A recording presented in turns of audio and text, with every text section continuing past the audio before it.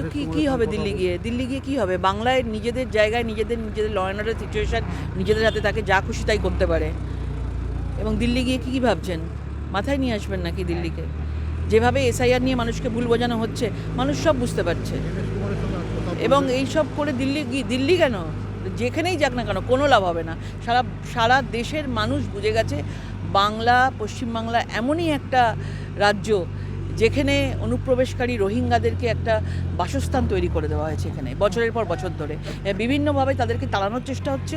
অন্যান্য রাজ্যেও হয়েছে, কিন্তু এ রাজ্যে যখনই করতে যাচ্ছে তখনই তারা বাধা দিচ্ছে, এসআইআর নিয়ে মিথ্যা একটা পরিবেশ তৈরি করছে। 1 তারিখ মমতা বন্দ্যোপাধ্যায় দিল্লিতে, তার আগের দিন অমিত শাহ ব্যারাকপুর।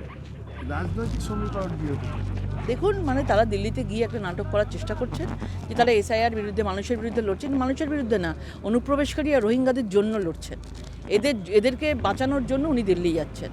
আর আজকে অমিত শাহজি এখানে আসছেন।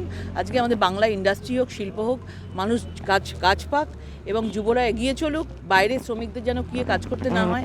আনন্দপুরে যেরকম শ্রমিকদের অবস্থা হয়েছে, এইভাবে যে মানে আগুনে পুড়ে একদম এইভাবে নৃশংসভাবে তারা মারা গেছে, এবং সেটা নিয়েও আজকে মমতা বন্দ্যোপাধ্যায়ের একটা কথা নেই, একটা কিছু নেই।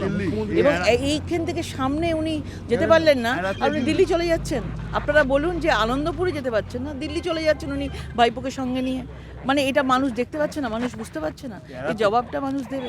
আজকে শুভেন্দু অধিকারী সেখানে যাচ্ছে, সেখানে পারমিশন দেওয়া হচ্ছে না পুলিশের, ভেতরে ঢোকা হবে না। 144 যেটা, সেটা কালকে রাত্রি থেকে আমরা দেখলাম সেটা জারি। এটা কিসের কথা? তারা দমকল মন্ত্রী সেখানে যেতে 15 ঘন্টা সময় নিয়ে নিচ্ছে। আজকে বিভিন্নভাবে আজকে তারা যেতে পারে, তারা সব কিছু করতে পারে। অন্য মানুষ যখন, অন্য পার্টির লোকেরা বা যে কোনো মানুষ যদি তাদের পাশে গিয়ে দাঁড়াতে চায়, কেন দাঁড়াতে পারবে না? এরকম অমানসিক কেন? কিসের জন্য? ভোটের জন্য? তাদেরকে দেখতে দেবে না যে বিজেপির লোক এসছে বা কিছু এসছে, তাহলে ভোটটা দিয়ে দেবে বিজেপিকে? এইরকম অবস্থা হয়েছে, মানে মানুষের ওপর বিশ্বাসই করতে পারছে না, তার এতটা ভয়। এটা অন্যায়। তৃণমূলের তরফ থেকে বলা হচ্ছে আপনারাও যখন আসামে যান বা তারা যখন আসামে যান বা ত্রিপুরায় যান, তাদের বাধা দেওয়া হয়। ঠিক সেই কারণে কেন এখানেও কেন কাদের বাধা দেওয়া হয়? কাদেরকে বাধা দেওয়া হচ্ছে? একটা আনন্দপুরের মতন জায়গায় ঘটনা ঘটেছে, যে কোনো পার্টির লোক, যে কোনো লোক যেতে পারে। সেখানে 144 ধারা করাটার মানে কি আপনি বলুন? কি আছে ওখানে? 144 ধারা কেন করেছেন ওখানে? তারা নিজেরা যাবেও না, অন্য লোককে যেতেও দেবে না। কি ধরনের প্রতিহিংসার রাজনীতি চলছে এদের? দেখুন, মানে এত বড় একটা, মানে পরিযায়ী শ্রমিকদের নিয়ে এত বড় কথা। বাংলার বাইরে নাকি পরিযায়ী শ্রমিকদেরকে মারধর করা হচ্ছে, এই ধরনের বাঙালি পরিযায়ী শ্রমিককে মারধর করা হচ্ছে। তো আজকে এই মেদিনীপুর থেকে বেশিরভাগ শ্রমিক আছে, আরও অনেক জায়গা থেকে আছে।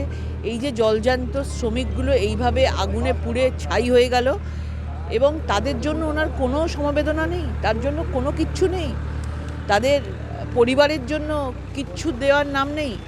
আজকে পরিষ্কার বোঝা যাচ্ছে এই ঘটনাগুলোকে ধামাচাপা দেওয়ার চেষ্টা করছেন। এনারা মানুষের ভোটে জেতার আশা করেন না, ওরা রিগিং করে ছাপ্পা করে যেতে, এই জন্য মনে করছে যে এদেরকে আমার কিছু করে কোনো লাভ নেই।